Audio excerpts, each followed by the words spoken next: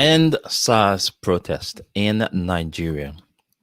How faith and action can support the SARS must end police brutality movement in Nigeria. That is what we'll be talking about today.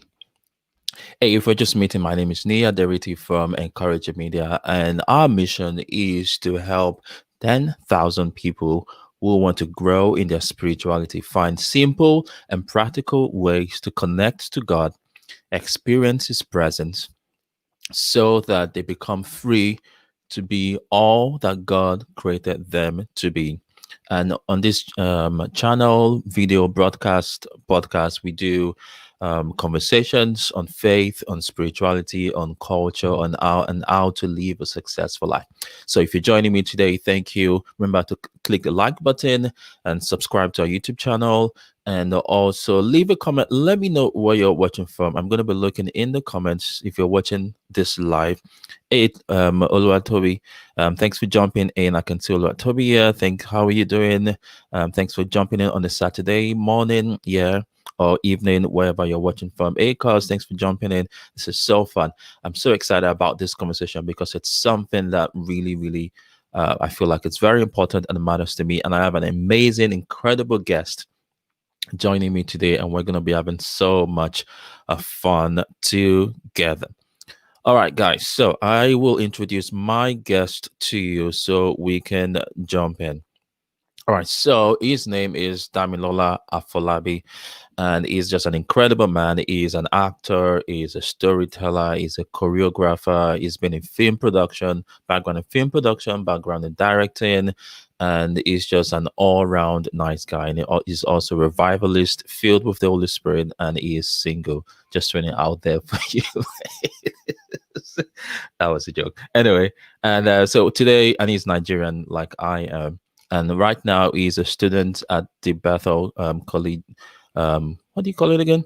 Bethel Collegiate of Art. I think that's what it's called, BCA, Bethel Conservatory of Art. I beg your pardon. He's a student there, and today we'll be jumping in to talk about this topic together. So, ladies and gentlemen, drum roll as I introduce and pop my guest in, Mr. Damilola Afolabi. Hey, Hey, man. Gio. Yeah, whatever. How you doing now? ah, I'm good. I'm good. I'm good. Good. Happy to be alive. Awesome. Well, it's good to see you. Thanks for jumping in today and for us Yeah. to have this awesome, wonderful conversation. Hey, if you're watching, wherever you're watching from, whether you're watching this live or you're catching the replay, thank you for watching. Remember to click the like button. Remember to subscribe to our channel. We do weekly videos and inspiring videos to help people grow in their spirituality. And we also talk about important topics in culture. So subscribe, like, and we will love to connect with you. And remember to leave a comment. Let me know what you're watching from. All right, let's jump in.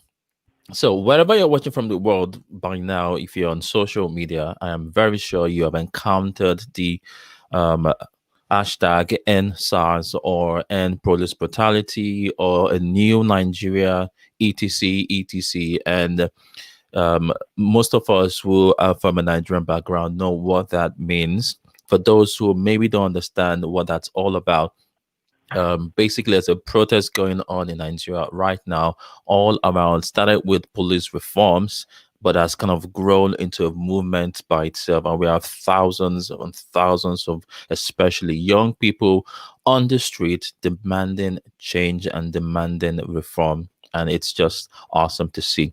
So, Dami, what do you think? I mean, let's start from your own perspective, just from seeing the hashtags, seeing the stuff on social media. How do you feel about all that's going on right now? Oh man, I believe that NSAS is an answered prayer. Mm, Is answer to the prayers of our heroes past, of our mm, fathers and our mothers, and and and everything they've been praying towards to see a Nigeria that they can be proud of. mm, And I think the beautiful thing about what is happening now is to see how, because Nigeria normally is a very divided nation. divided across many lines, divided across tribal lines, across religious lines, across economic lines. So, and that was a tool used by the European colonial masters to keep us oppressed, and that sort of just filtered generationally down the line. But you now see how, after many years, you find a generation of young people who find common common a common factor, which is pain. So you find, pain is the greatest motivator for change, motivation for change. So you find these young people uniting across their differences, uniting across, tribal lines, across religious lines, across every form of divisiveness. You find them uniting across that, finding pain, finding their trauma, which is from SARS, the Special Anti-Robbery Squad. Like, these guys are killing, kidnapping, maiming, just making life unbearable for young Nigerians. And you find every young Nigerian, whether you are Yoruba, Igbo, from the south, from the, coming together and saying that, no, we just want to survive. It's bad enough that the average Nigerian has to be his own federal government, where you provide your basic, infrastructure for yourself. You provide food, security, and you do everything for yourself. Now that it's bad enough that the government is not helping you to do that, the government is now hounding you, killing you. So you find these young people coming together and saying, you know what? Enough is enough. Like, otoge, as we say in Yoruba. One of my favorite lines from watching the protest is the one where they say "Sorosoke," and the funny thing about it, that's a Yoruba dialect, right, from Southwest, Sorosoke. But it's amazing that everybody's saying it, whether you are from the Southeast, Southwest, from the North. Everyone is protesting. It's just the same, so which means basically speak out, speak up louder, which is awesome. Let's go back a little bit, because the question is, why are Nigerians protesting? And I feel like, to understand that, we need to go a little bit back to our history as a nation, where we're coming from and where we are right now. Now, Nigeria is a beautiful place. I grew up there. You grew up there. I lived there for most of my life before I left 11 years ago. And you lived there, I mean, until probably like the last few years. You've also lived there before you came to the US to study and all that. So we grew up there. It's a beautiful, vibrant, incredible place. I grew up in Lagos, probably like you.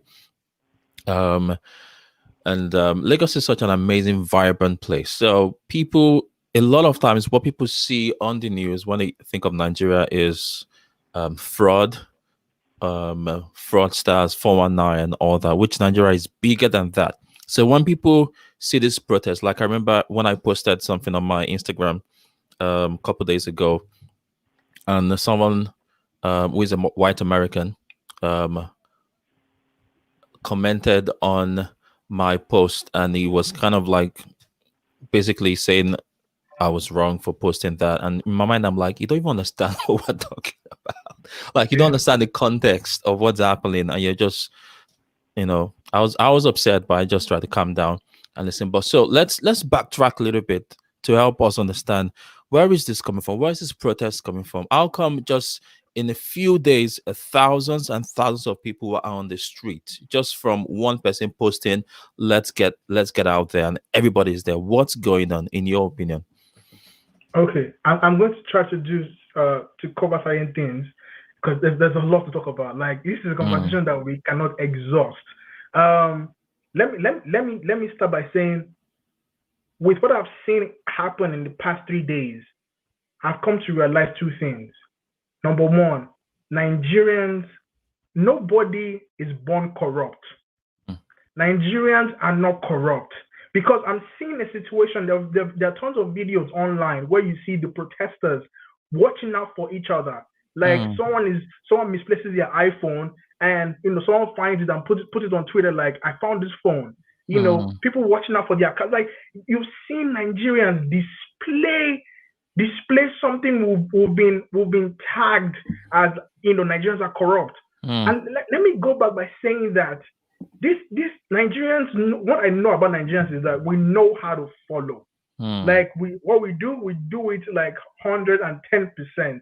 So if you lead Nigerians well, they will follow well. And if you lay bad example, unfortunately, because a society, the values you see a society model is always a reflection of the heart of the people. You understand? Especially which is mirrored by the leaders. So you find a situation where back then, I mean, my dad used to tell me these stories. Like back then, Africa had, I don't think it was even a thing in Europe. Africa had things we call trust markets. Trust markets where you in the trust market you find a situation where, let's say I'm selling 5 tubers of yam. You get, so I don't have to stand there all day to man my yam. All I do is, my selling price, and I put my product there. So, but if you're a passerby and you're interested in what I'm selling, you drop the money there and you take the product. And when I come back, I take my money. So our system, our way of life was established on trust and righteousness. So it was years of cumulative impunity where you see the lawmakers exhibiting a trait of being above the law. My dad used to always say that, I'll be quoting my dad a lot. My dad always said that, Danny, in a lawless society, it is criminal to be law abiding. because the moment you find someone trying to do the right thing, you're going to find everybody, like, even it will be the police officer that'll tell you, you want to inform Mr. Good. You get, so, but let me go way back. How did this start? For me, the way I see it, when I do the structuring, the way I see it, this started way back in the Garden of Eden, from the fall of man. From the fall of man. Because every flaw you see man displayed today is a function of the fall. So this is not about people, it's not about persons, it's about system, it's about the state of being. You understand? So how did we get here? You understand that Nigerians are protesting because, especially the young Nigerians are protesting because they cannot take the oppression any longer. You understand? And police brutality in itself, brutality is the language of oppression. So the oppressor uses brutality to shut down the voice of the people. It's a thing. Brutality is the language by the oppressor to keep the oppressed in a perpetual state of oppression. And then this thing is communication. So when the oppressor uses brutality as his own language, after a long time, what happens? The oppressed now uses the protest as his own response. So protest is a congregated outcry of the oppressed that we can't take this anymore. So it's a response. It's a response when people get oppressed for too long, they respond. So protest is a feedback to the brutality that we've been experiencing. Wow. You understand? You understand, Niyi? So it is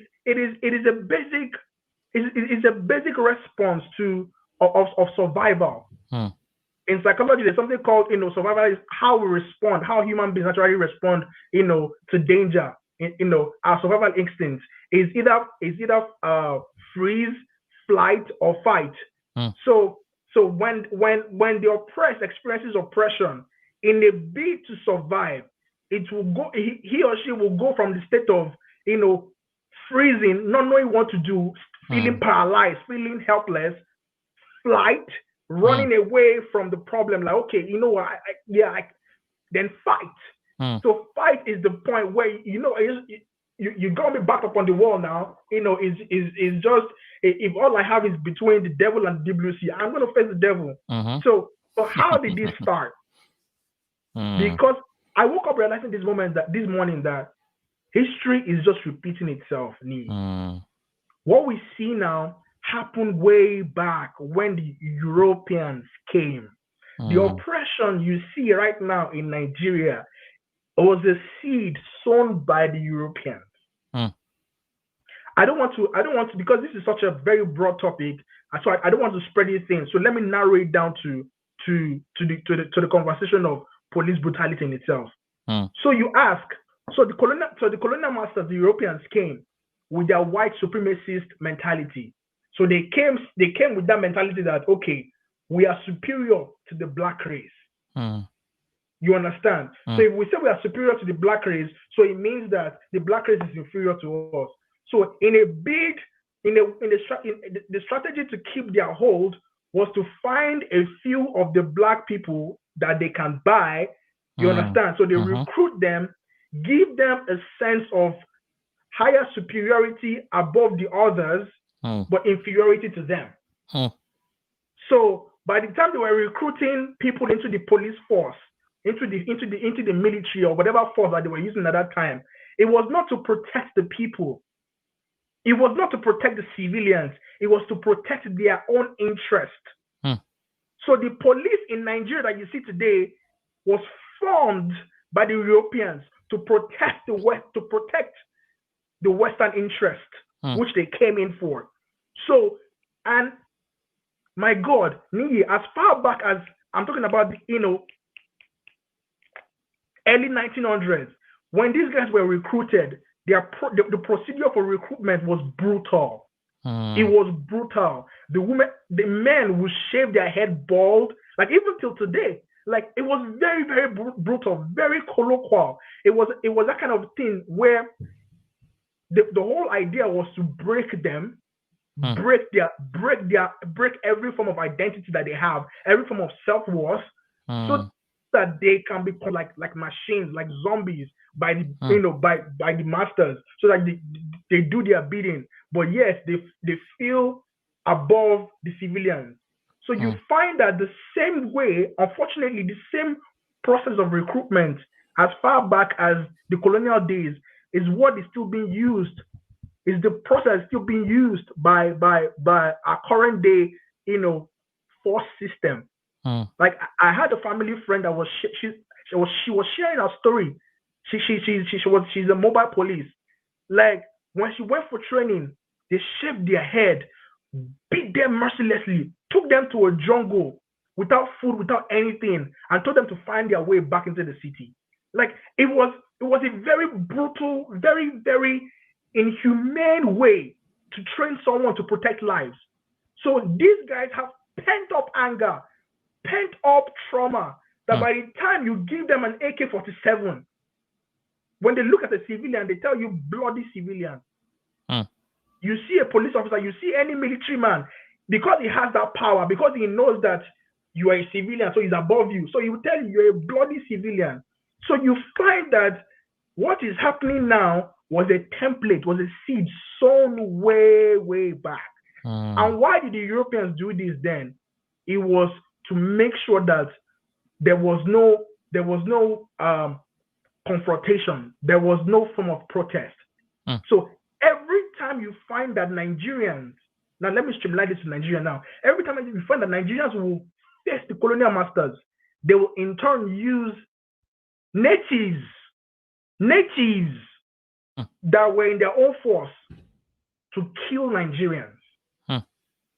They use natives in the military force then, to conquer the South. You need to read about the massacre that happened in the North when Lugard used about I think it was about 1,000 forces with 2 magazine guns and few Europeans. So you find that they use their military manpower composes majorly of indigenes. So you find natives killing their own. It was in the case of when they were taking over the Sokoto Emirates. Natives were used to kill over 50,000 Fulanese. Wow. When the market women of Aba protested against taxation, the famous Aba women riot, it was natives that unleashed live rounds on their fellow Nigerians. Women, over 54 women died, 57 injured. When what's it called, the Iva Valley mine, So there was a protest. I'm trying to just keep it short because these are all long stories on their own. The mine riot in Enugu, natives were used to kill their own. Over 28, men died and others injured. So you find that every time Nigerians protested, force, brutality was always used as a response. Same thing when the King's College boys protested. Same thing when Michael Imodu, the railway workers protested. They were always met with force. So you find that template, or even when the colonial masters now left, when it was now the black masters that were wearing the face of that were wearing the face of the colonial masters, because apparently what happened is the conquered will always take the persona of the conqueror. If proper healing does not happen, you find that the very person that was oppressed will now become the oppressor. Same thing that happened when the slaves, when the enslaved African Americans were released, and they came down to form a city, to form their own state in Liberia. The very same thing that they suffered was the very same thing that they did to the indigenous in Liberia. Wow. So this conversation is a heart issue. It is a heart problem. So when we do that check from the colonial days till now, what we find is that the people that are meant to protect us were never trained to understand the value of the human life and they are protecting. You get? In Nigeria, if you are sleeping in your house and you hear the knock on your door and they say police, the kind of fear and anxiety you will experience is equal or even more than when you hear it's armed robber. I'm telling you, like you can never imagine you're running from danger. Let's say you are being chased. No Nigerian, no average Nigerian will see a police station as a safe haven. If you are running, you won't, because you know you are running into trouble. So I mean, we can go on and on about this thing, but that's like the easiest way I can tell you, like, this is how this started. Wow, so good. Oh man, Dami, you just opened, like they say in Nigeria, you just shook the table. This table that you are shaking, this table. We are going to break this table. But honestly, I mean, I'm looking at the comments and I'm seeing what people are saying, and I can't even see the comments. Yeah. Oh wow. Okay, we'll fix that. But Okay. so I'm seeing Adejoke saying, by the way, Adejoke, thank you for joining us. I'm guessing you're related to Dami because you have the same last name. Hey, mommy, thanks for joining us. So yeah, saying she echoed what you said. In a lawless society, it is illegal to be law abiding. And that is, I mean, there's so much I could say about that just from my personal experience. When you try to do the right thing and you are seen as the one who's wrong. Yeah. And Oluwatobi mentioned they created a monster and they will have to deal with it. And your mom was really impacted by your 3 Fs that you said: freeze, fight, or flight. And Gracious Greatness, which is my cousin, actually says, so basically brutality has been a strategy used to oppress those perceived to be inferior. It is very similar to the bullied becoming a bully themselves, which is very true. Because if we will always hurt people. Yep. Like, hurting people will always hurt people. It's just unfortunately how things happen. Yep. Because when you don't, because when you're hurt, it's trauma. All right. And if we don't deal with, man, there's so much involved here. Because even if you see our cultural system, it doesn't give so much room for you to be vulnerable and open about the issues you're dealing with. So much of these things are buried deep. And by the time they speak in very terrible ways. So there are tons of Nigerians that are traumatized. They are traumatized. See, Niyi, this thing that we're talking about is not just about EndSARS. For me, it's bigger than EndSARS. is the subject of oppression. The system, the evil system behind oppression, it's demonic. It is of the devil. And the only way to deal with this is love. Mm. Because oppression deals with power. Oppression uses power. And power not balanced corrupts absolutely. That's what makes God so unique, because God has so much power and he has so much love to balance that equation. But on the other side, the enemy has power but void of love. Mm. So that's what happens. So on because the oppression in Nigeria is not even about the police alone.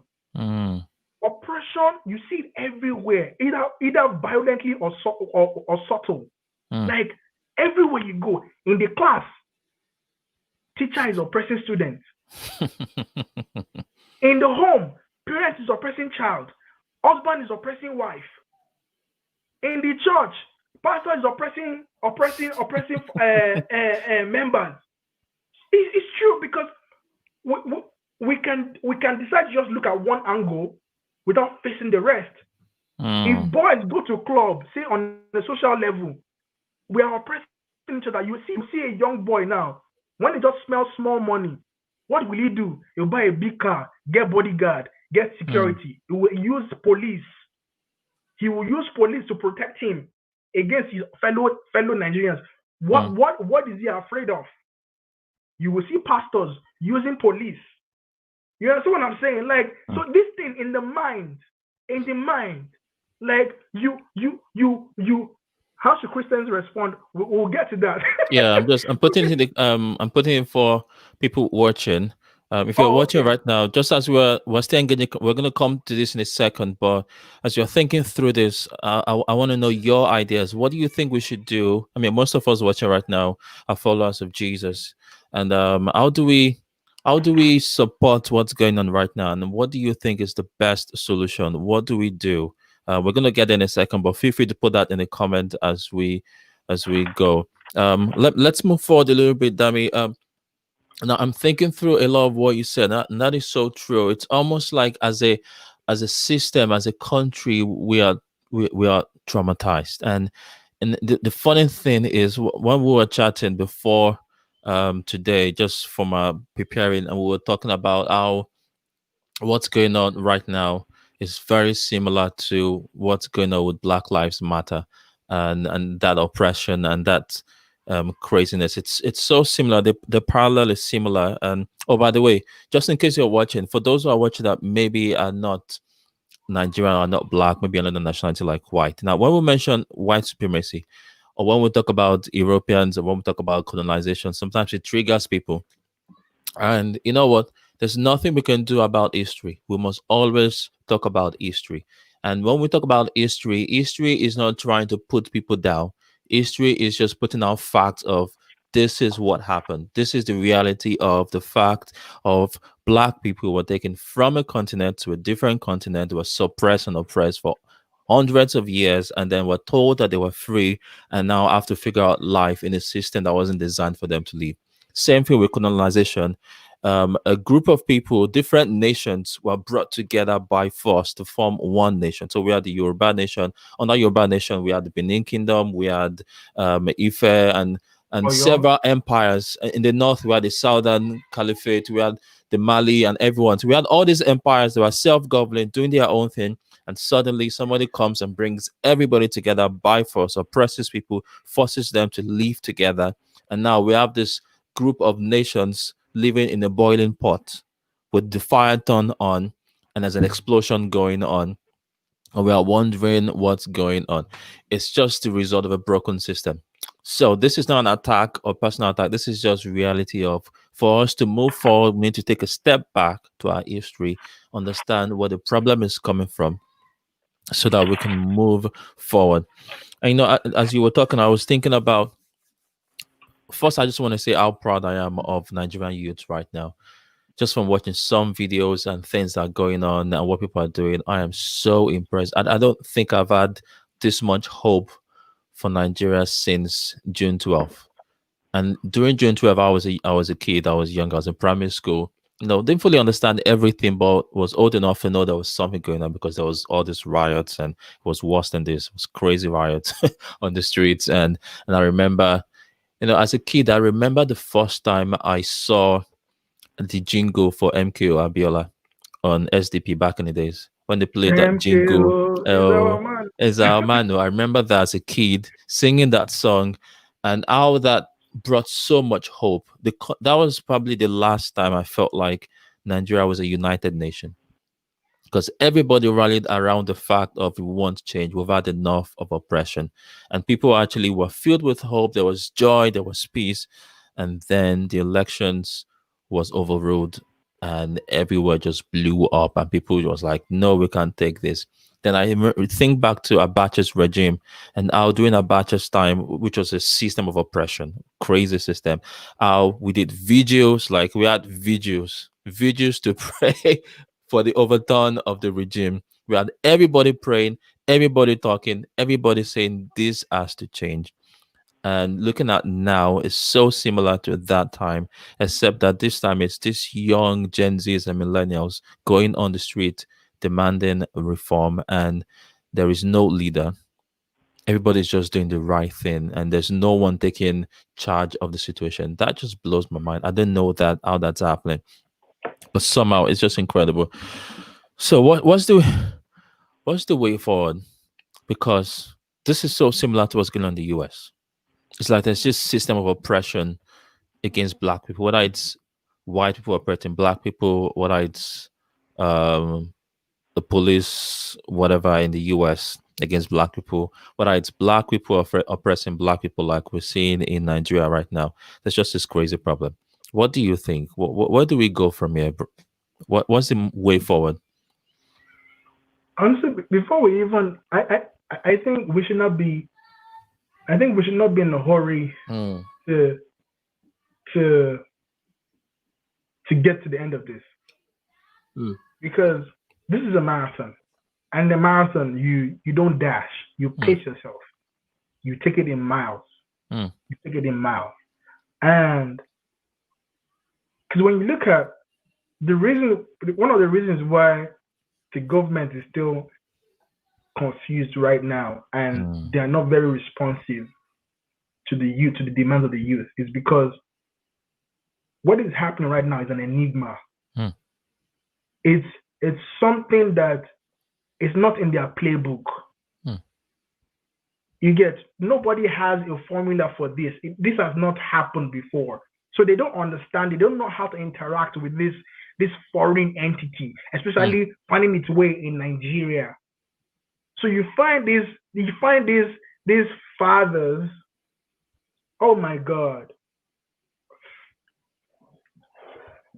You find these fathers who benefited from a system that fought for them to enjoy the democracy today. mm, You find those fathers now themselves making it impossible for young people to have a good life in the country. mm, Then you ask yourself, like, how can you, who protested against the military government, against military rule, to enjoy the tenets of democracy, how can you get there and now frustrate that same democracy? For me, when I look at everything happening, put aside the military, put aside military, the police brutality, mm, the underdeveloped, like, because you mentioned so many things that I wanted to touch on, mm, like the function of the. It appears right now that the black skin is an endangered species, but it's mm, not. When you realize that whatever God has interest in, the enemy has a triple interest in it. mhm. So whatever So God true. has marked to succeed, the devil will do everything to turn it down. Now, Mm, there's so many angles that this conversation can go, but you realize that when you understand the gravity of the crime that was committed against Africa by the West, that Africa is not demanding for justice and reparation right now, is because we don't even have our own house sorted. mm, Because we are still coming to that. mm, We're still coming to that. But Africa right now is as a result of bad leadership. And you have fathers in government that never learned how to be sons. So you have fathers in government that they were never sons. They got into power with orphan mentality. What is orphan mentality? Orphan mentality is the mentality of lack. It's the mentality of this opportunity. I don't know how long I will be here. Let me just take all I can take now, so that I will not be hungry tomorrow. You understand? So you find generations of fathers who never learned how to be sons and operate in orphanhood, and they're just stealing for themselves and their tomorrow, not considering the bigger picture. So you find a generation now who are pivoting and coming with a different wave, which is steered by the Holy Spirit. So because whenever God wants to do something, he does it generationally. When God was going to move Israel into promised land, he had to end the agenda of one generation. You get? He said, these ones, no, I will do away with them. But these ones, I would lead into the promised land. So what you're seeing right now, even the youth themselves don't understand how this is happening. They can't give language to it. It's an issue of uncoordinated coordination. So you are seeing people who are, fronting this movement with no one in front of the other, with everyone being equal, taking equal responsibility. So the government does not know how to interact with. They don't understand this. So because the government, their tactics will always be, let's find one person. When we find the threat, we will find a way to bring the person. If we can't persuade him with money, we will take him out with force.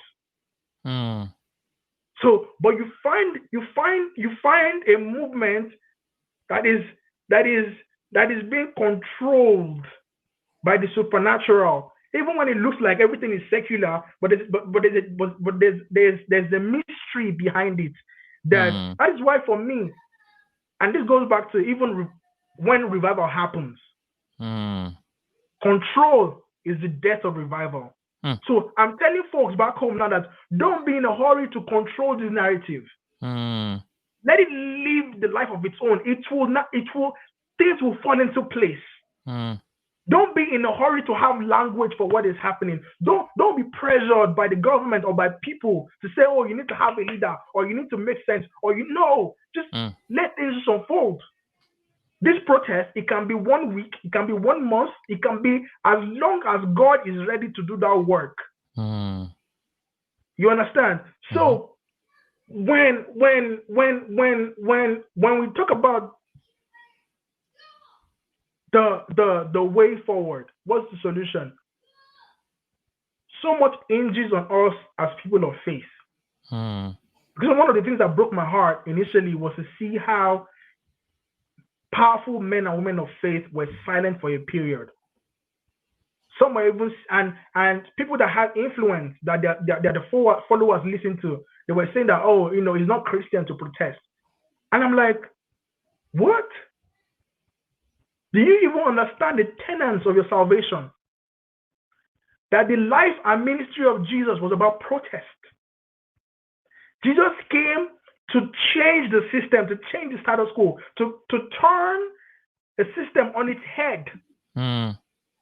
Jesus protested forcefully. Case in point, when he went into the temple to clear out, the crazy commerce that was happening there.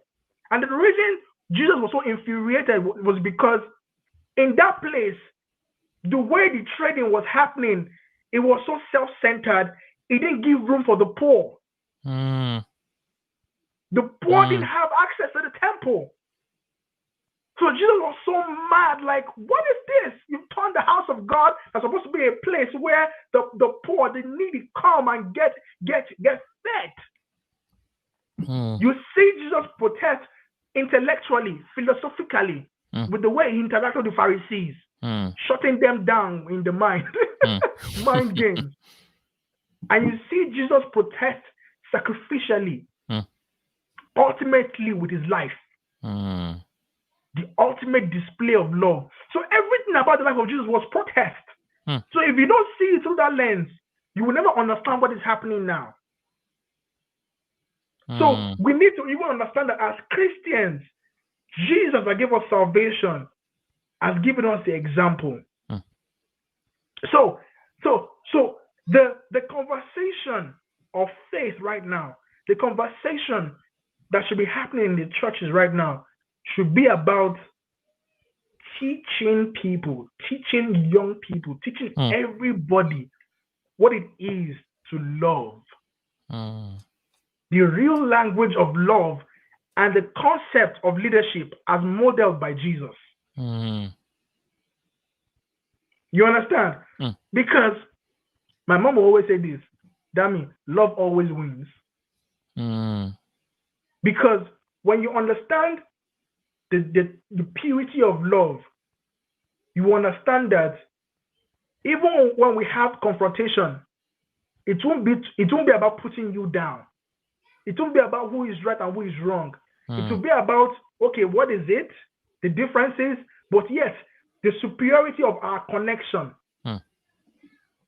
You understand? So I am telling my heart for the youth right now is, don't get carried away in the ecstasy of this revolution. Don't, because it's just getting warmed up. Begin to find a way where you can properly articulate your needs in a non-violent way. Have non-violent communication. What is the principle of non-violent communication? The principle of non-violent communication is that it's not about who is right or who is wrong. It's about, making it plain and making decisions that will contribute to our welfare. So in non-violent communication, it will always be about the greater good for all, not for a fraction. So as young people, find a way where you can begin to aggregate your concerns and your points and begin to channel that to the government in a honoring way, but making your stand, your making a clear stand. Now, how can the church partner with this? And I think that, God bless Pastor Sam Adeyemi of Daystar. He's been doing a fantastic job of reorientating the minds of the youth vis-a-vis the issue of leadership. Because in the church right now, and I don't want this to come across as me attacking. In the church right now that I've seen, that I grew up in, first of all, the young people don't feel welcome. The young people on the streets now protesting, they are the very ones that the traditional church considered as renegades, as rebels. True. You understand? True. They are profiled as, the young ones that have dreadlock, they have tattoo, they are the children of the devil. So these ones that are on the streets don't even see the doctrine of the church or the church structure as a support system. Case in point, myself. I was told, because of my beard, because of the way I'm going my beard, this is many years ago, I was literally told to not minister again on the pulpit, irrespective of what I had to say, whether from God or not. You understand? So that profiling, that mental profiling is creating a gap, a gulf. And Jesus never profiled anyone. Jesus did not profile Mary Magdalene when she was about to be stoned. Jesus never profiled the man the madman of Gadara. Jesus never profiled even the worst of the sinners, Zacchaeus. Jesus never profiled them. So true. So the church needs to understand. They need to take down that holier than thou concept. Because you know what I found mind blowing, Niyi? In the first 2 days of the protest, the very young ones that were tagged black sheep, they were the ones leading the front line on the street in prayer. So while the protest was happening at several points, we had young people with dreads, tattoo, shredded jeans, and all the They were the ones leading prayer walks side by side, Mm. calling down heaven, interceding, groaning in prayer, crying for God to show up. And come. I think when I saw those videos, I was moved. And it was not in one location. It was happening in Lagos, in Abeokuta, in Osogbo, in Katsina, in Makurdi, in Delta. It was just generically happening. And it was not coordinated by one pastor or one church. It was an interdenominational flow. That people just like, we feel this burden, let's go contend for it. So what you see happening right now is not a function of religion. It is a function of God happening. And God is telling people that since the days of John the Baptist, the kingdom of God suffered violence. And only those that are violent, quote unquote now, those that are desperate, those that want to see it happen, those that are so concerned that they will run and face life ammunition to lay hold of their destiny, those are the only ones that can take it. So what you have right now in Nigeria, because the system is not going to let go. We got our independence cheap. All what happened was a few dignitaries from Nigeria represented us, went to Lancaster House and signed across the dotted paper, and we became independent. And that's another basic difference. What is happening now?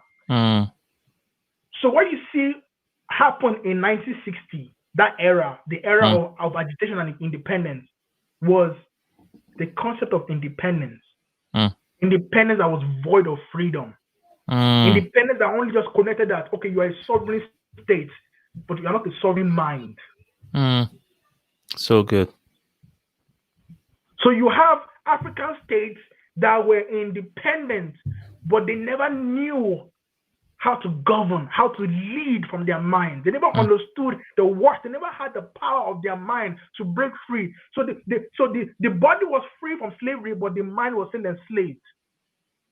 So you've seen that happen across generation to generation. Now you are in 2020, where there's a new yearning, and it's not about independence. It's about the fullness of freedom, and it's the freedom that comes from knowing truth of who you are, the truth of what you represent, the truth of the power in you, because the Bible makes it clear that you shall know the truth and to set you free. Yep. So what this generation is embracing now is truth.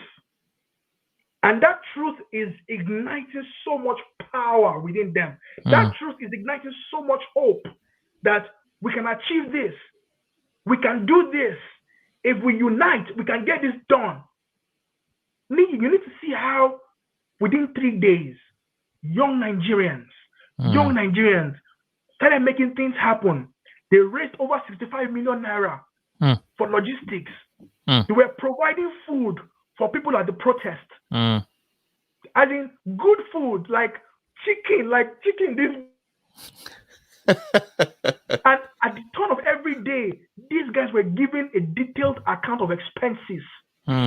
Something our federal government never did. These guys were organizing lawyers, volunteer lawyers, were going from police station to police station to free the protesters that were detained by the police. These young people created a system that allowed medical services to be provided for those that needed it. So within a week, you found a completely alive governing system that was efficient and meeting his needs. So it was almost like, wow, we have created a template here. So all we need to do is just rinse and repeat. Rinse and repeat. So the youth are seeing this and are like, oh, this is possible. 2023. 2023.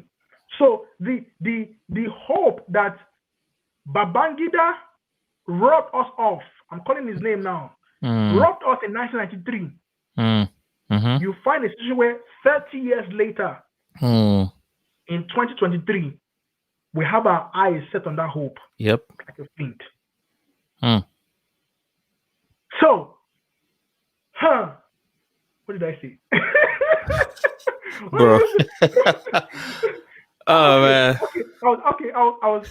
I lost my train of thought there for a second. How can the church? Oh man. How can the Oh church no, no, contribute? don't rush. Don't rush. You said Okay. some powerful things that we don't have so much time left, but let's Oh, not okay. go ahead of ourselves. If we need to do a part two, we'll do a part two. You said, I mean, you said so many powerful things. So one about the mindset, the way of thinking, how we need to change our mentality, and how this has taught us that it's actually possible to create a viable system, because here is a group of young people who are actually self-governing themselves without the help of the government.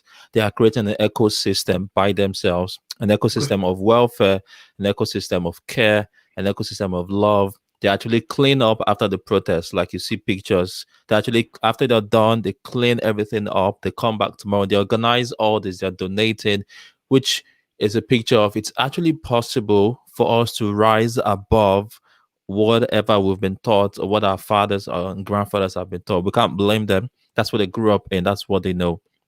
And then you said something about Babangida about 30 years, which I actually didn't think about till you said it. Like 30 years from 93 is going to be 2023.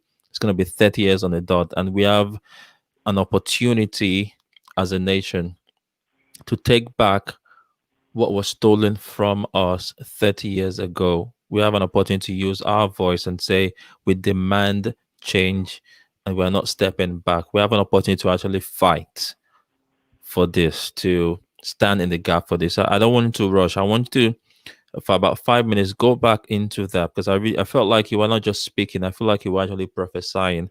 So go back to that. Whatever comes to your mind, go back to that 30 years point and just go from there again. 30 years point. Oh, I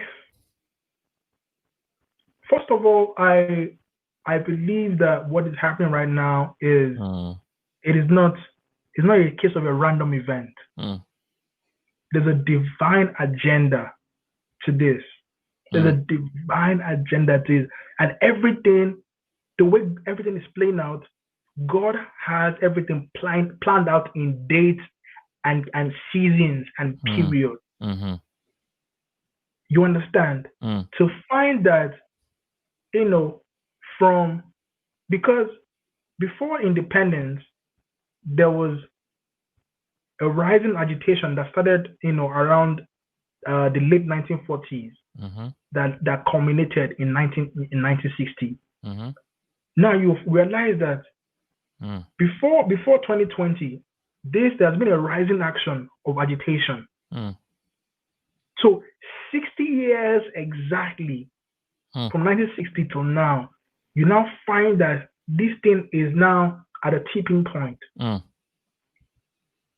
So you find uh, uh, a Joshua generation, a Jehu generation. mm, You find, you know, do you know the mind blowing?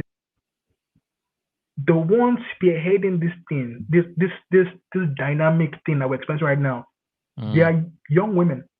mm, You know, mm-hmm, so you find a system, you find a situation where God is doing a strange work, where mm, everyone that has been hitherto marginalized mm, or oppressed is mm, bringing them to the forefront to mm, say, these are the ones I want to use. So there is an awakening.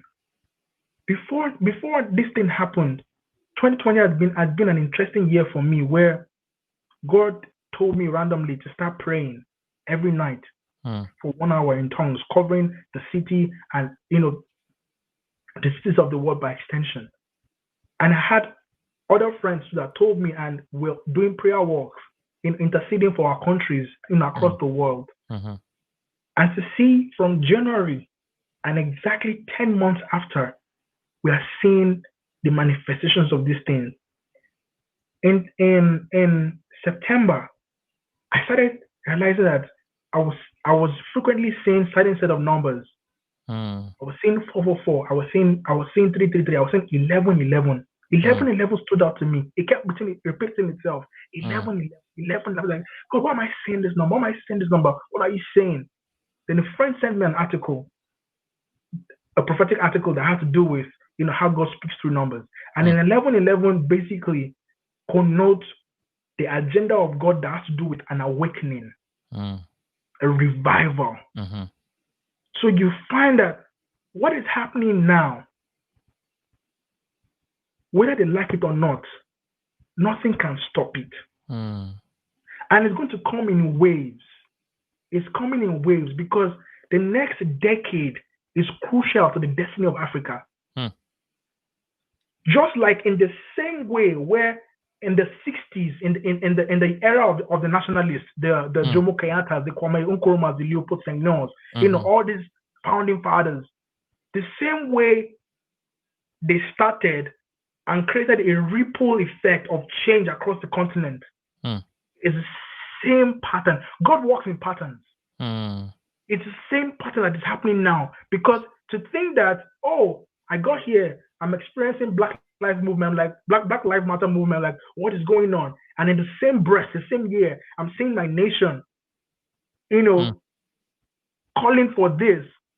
And in the past 2 days, there's been an agitation in Namibia. It's called #ShutItDown. There's been an agitation in Congo, #SilentHolocaust.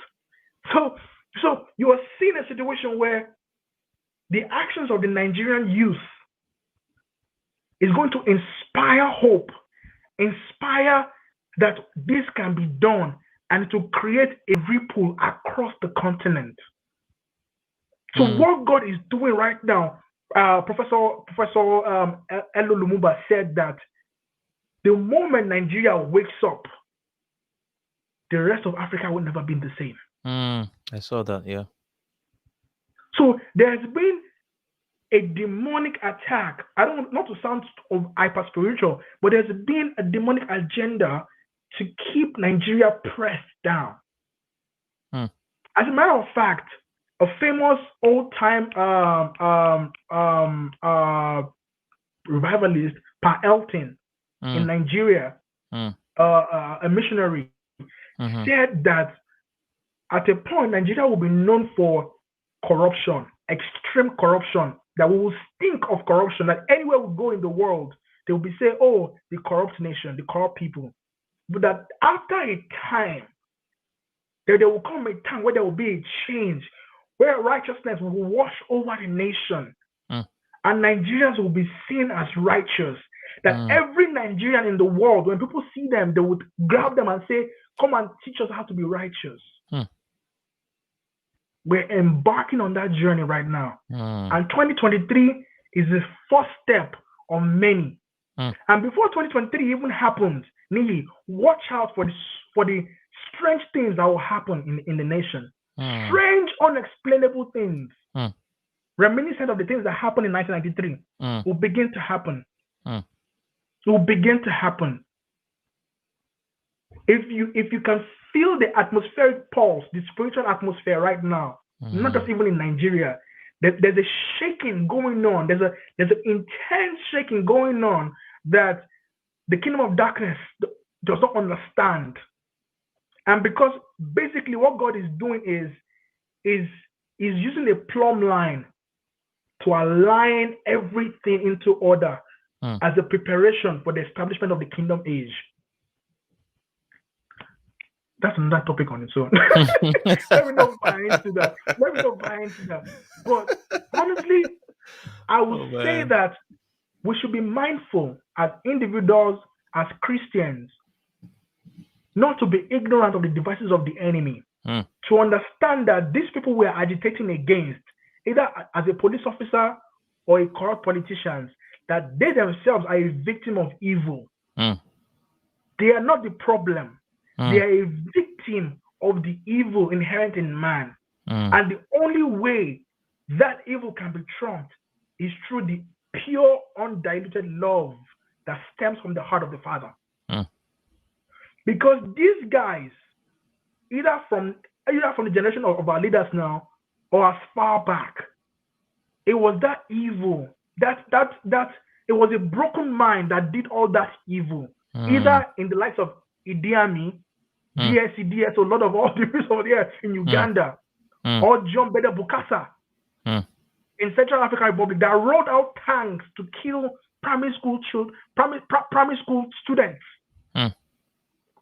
What evil? Or Mobutu Sese Seko, Mm. Unku Umbedu was a banger. Mm. The great leopard of Zaire. Mm.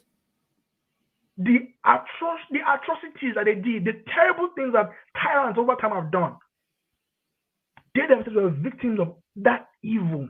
Mm. Because at the end of the day, when you check it, every human being has as much capacity to do evil as to do good. Mm. So good. The only difference is the Christ in us. Mm.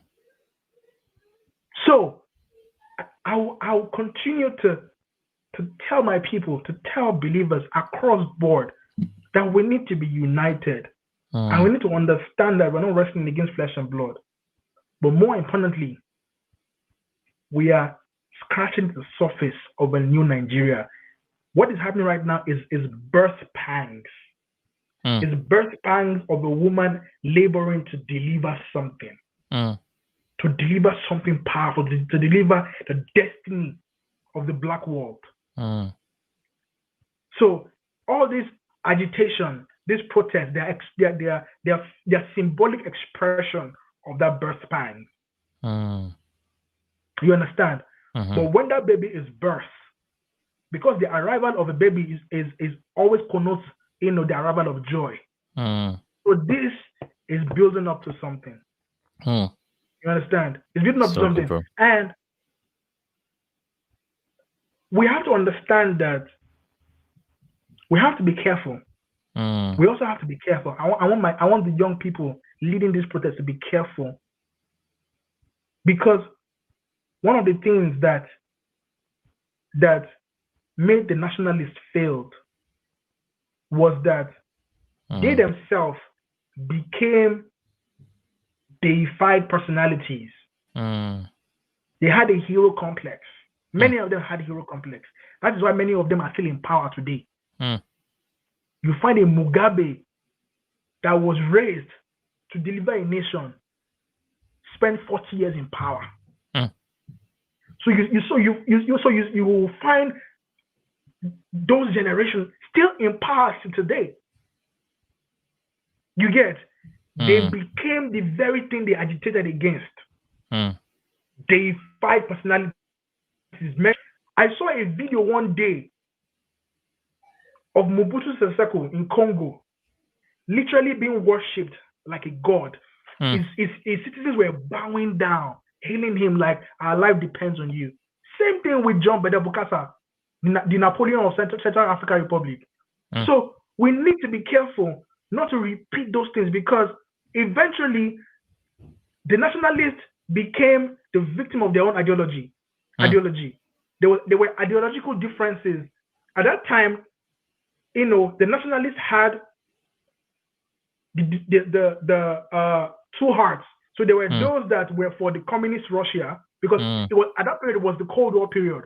So there were those that were for the communist Russia, and there were some that were for the West. So so this Cold War had its bearing on the stability of politics in Africa, because the West will always sponsor coup that would take out people that did not serve their interest.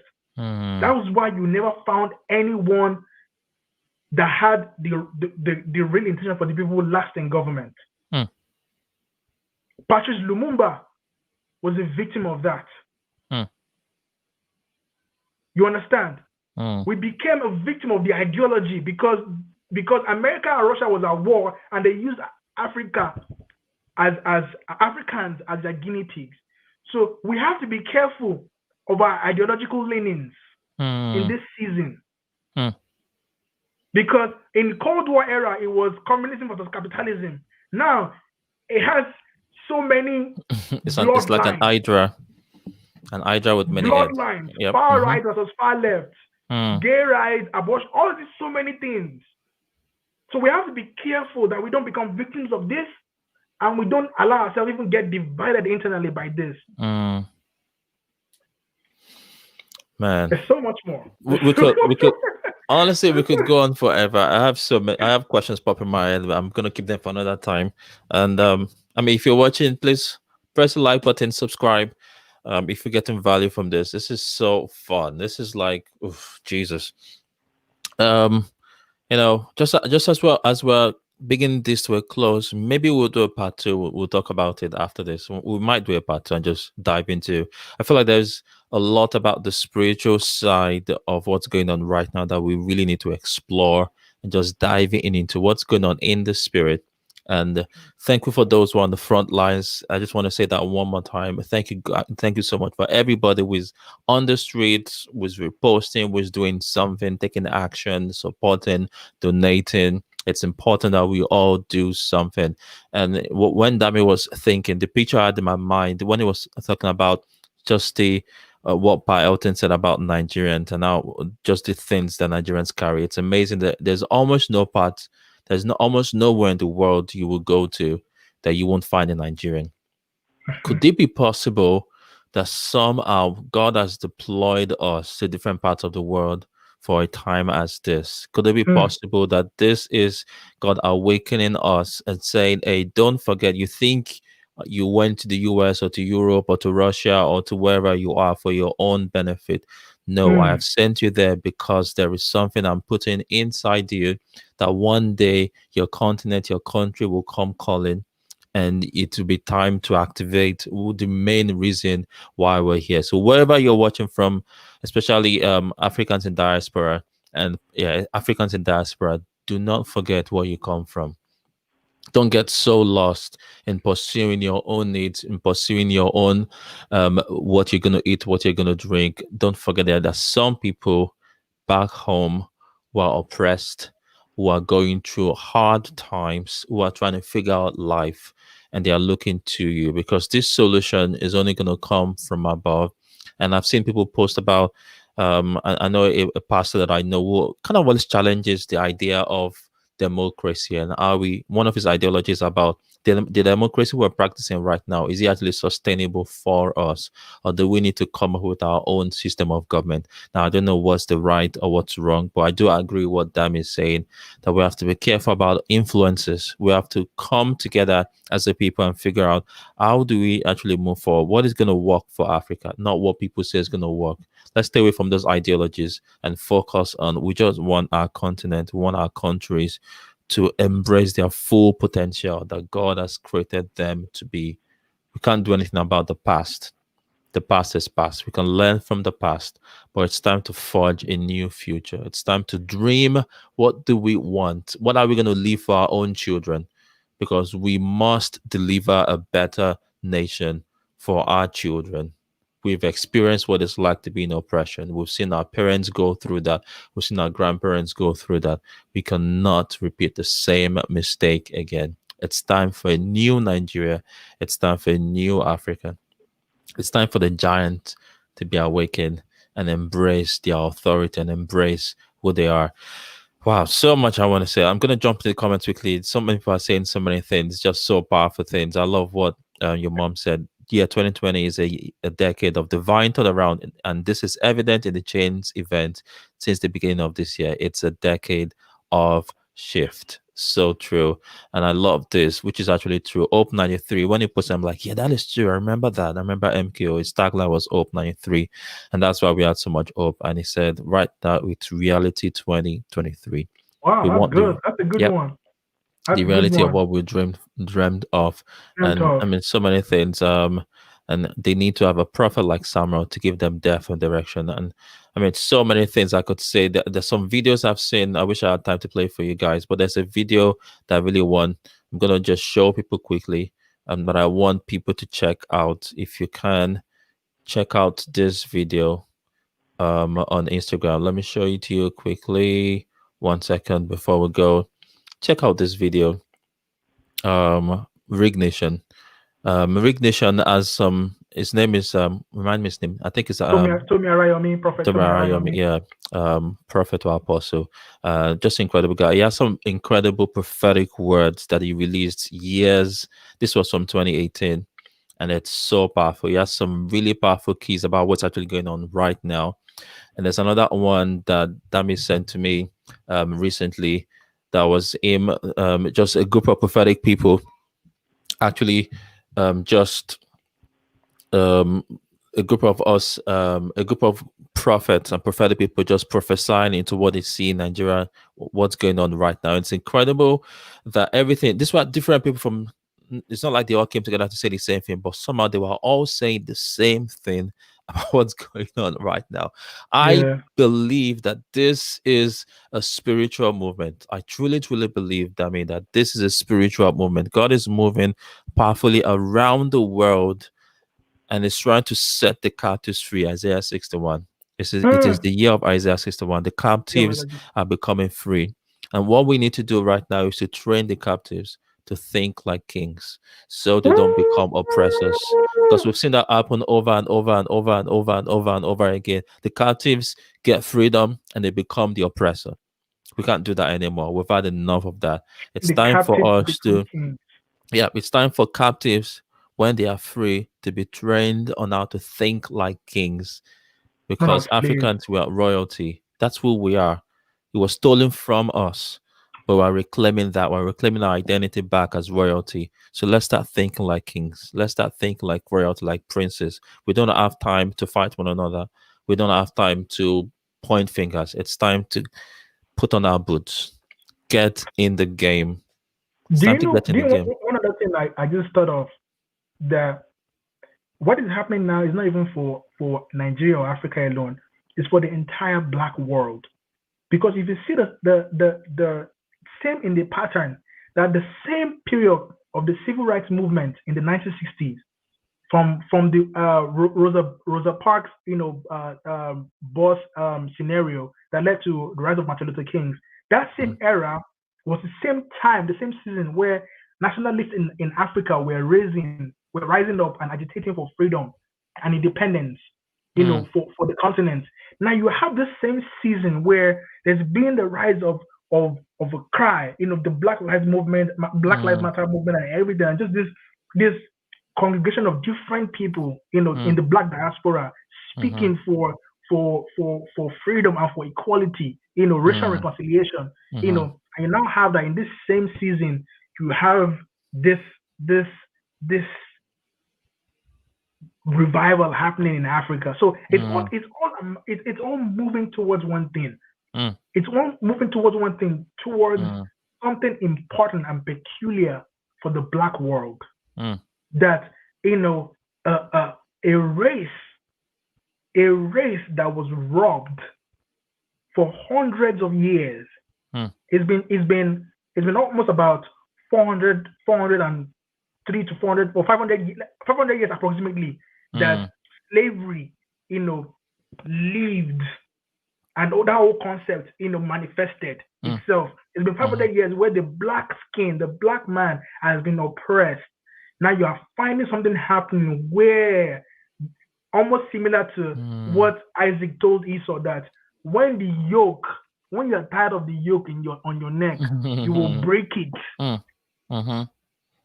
Yep, That's what Isaac told yep. Esau. Mhm, That's why mhm, it's like, when you are tired, mm, you get to a point when you are tired that you can't take the yoke anymore, you will break it.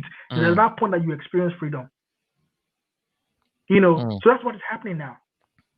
Wow, wow, boy, I'm having so much fun. I'm so Me too. it only man. felt like 3 minutes. It only This is feels like so we've been chatting yeah. for We've, 10 minutes. we've, we've been it's been over an hour, and it felt like it's only been 10 minutes, and we've only scratched Oh, the surface. We've not even gone deep.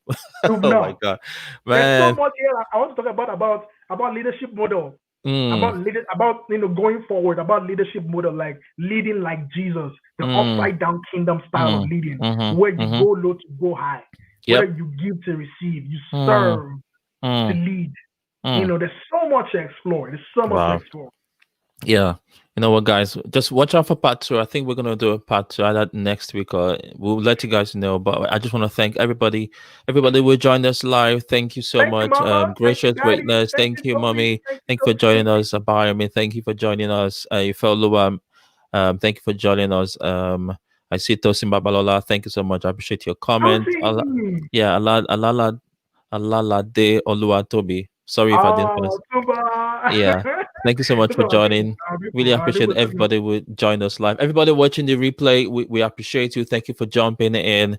Keep the conversation going. Keep praying. Keep doing what you can. I truly believe that it's time for a new country. It's Africa's time. It's Africa's time. It's It time is. for the giant to awake.